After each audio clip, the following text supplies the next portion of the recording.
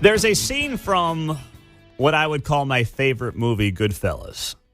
And it's early in the movie when Henry Hill's character, which was played by Ray Liotta, but they would go back and forth between Ray Liotta and his character being a kid, and then his character, of course, being an adult. And as Henry Hill is coming under the wing of Jimmy Conway, who is played by Robert De Niro, Henry Hill gets arrested.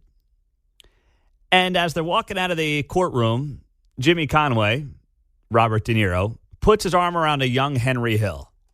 And he says, never rat on your friends and always keep your mouth shut. Robert De Niro would have been wise to take his own advice yesterday. Instead, he elected to put himself on the street corner in New York City and go on this strangest rant of all time against Donald Trump at the behest of the Joe Biden campaign. It was meandering. It was bizarre. It didn't make a lot of sense. It was full of conjecture. And frankly, if the goal was to make it look like Joe Biden had all his marbles, well, maybe it did that. But did it do anything for Robert De Niro? Did it sway anybody away from Donald Trump? Not a chance. Here was Bob De Niro randomly on a street corner in New York yesterday going off on Donald Trump. I love this city. I love this city. I don't want to destroy it. Donald Trump wants to destroy not only the city, but the country, and eventually he could destroy the world. Stop right there. That city is destroyed, and Trump hasn't ever held elected office in that city as far as I can recall, John Anthony. Yeah, a phrase I think my grandfather used to say about me is you could tear up a train wreck. New York City is a torn-up train wreck already. And none of that is Donald Trump's fault. No. Trust me. Not 1 ounce of that is his fault.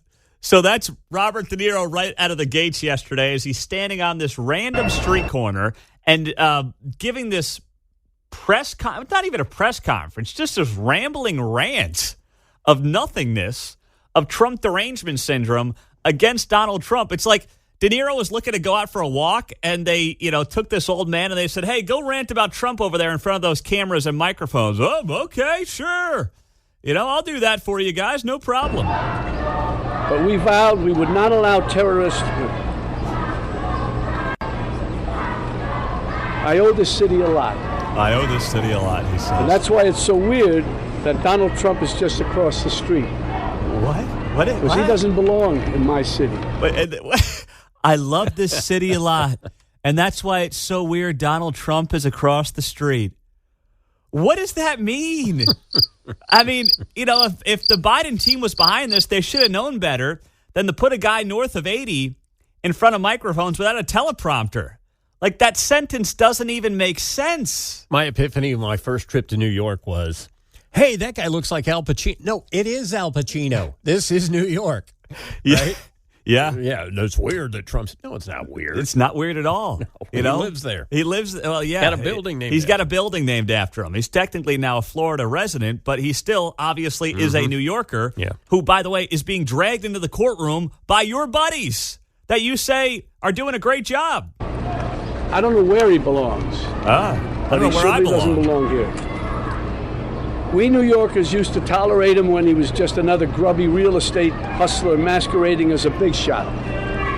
Says the guy who plays other people for a living. Big playboy lying his way into the tabloids, pretending to be a spokesperson for himself. You pretend for a living, He was Bob. calling it as himself for himself, to fool the press into inflating his net worth.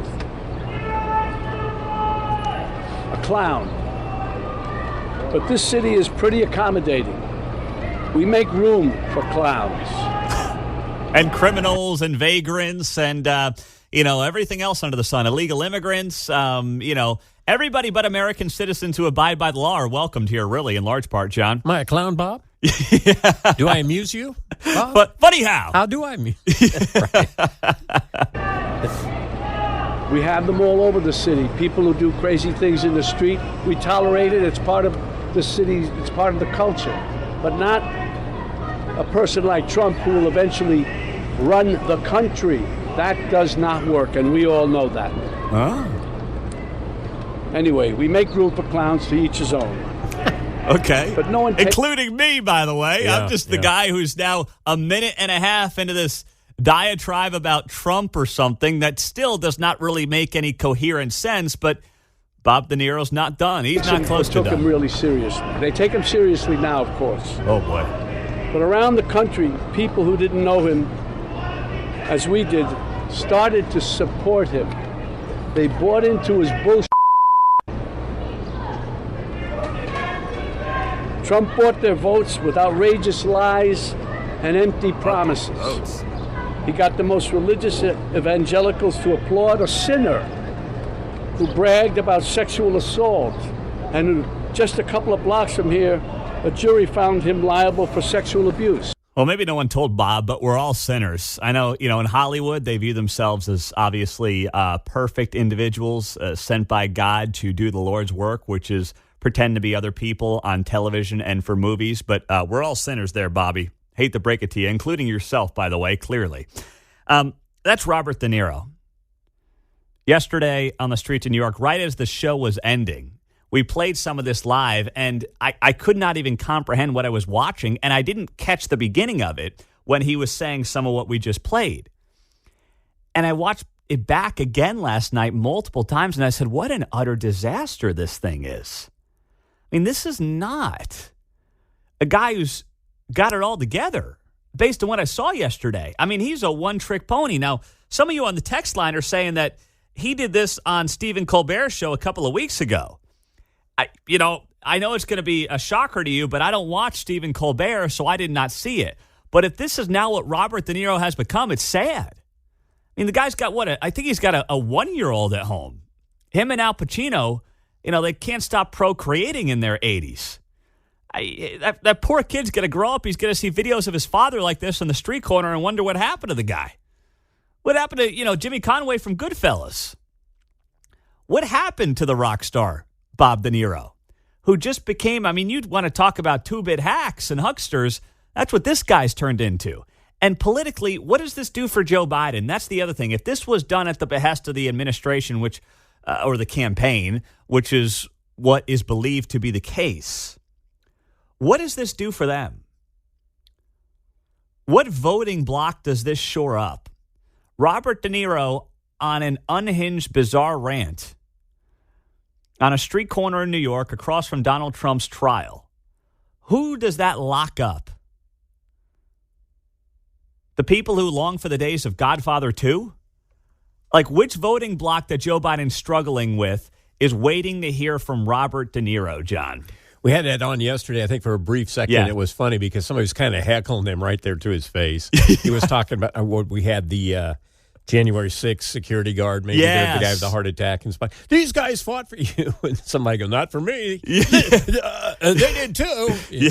He was getting derailed just like Biden. Yeah. Yeah. He was off his rocker. Yeah. Oh, well, anyway, he's a clown. Yeah. That's all he's got. He circled back to that. He's a clown. Mm-hmm. He's got his talking points. And, you can believe Donald Trump's a clown. Rachel Maddow talking points, Yeah, I might add. well, they're not yes. even his thoughts. No, they're not even his thoughts. If he gets elected, he won't leave. Yeah. All that crap. Yes, exactly. All that stuff that we've heard time and time again. And it's not going to work. You've got to have something more. The whole Trump is the worst person ever dictator stuff. It didn't work in 16 because he won. But it made sense in 16 to try it, right? To fearmonger around it.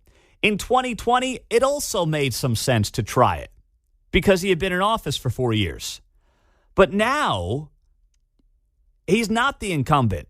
We've lived through 4 years of him. Wasn't all that long ago. And you've lived through 4 years of the other guy. And while Trump is certainly a flawed individual, and he certainly is more than capable of making this election more difficult than it needs to be. In fact, I can guarantee you he will make it more difficult than it needs to be. You still have two very clear choices here. And if you compare the choices based on what was done, the policies in office, that's what makes it difficult for people like Bob De Niro. Notice how he can't defend the guy who he's going to vote for. He can't defend his policies. All he's got is this unhinged rant on a street corner in New York City about Donald Trump, calling him a clown. And to me, that's the sign of a losing campaign right there. Send out unhinged 81-year-old Bob DeNiro. Yeah, that makes sense.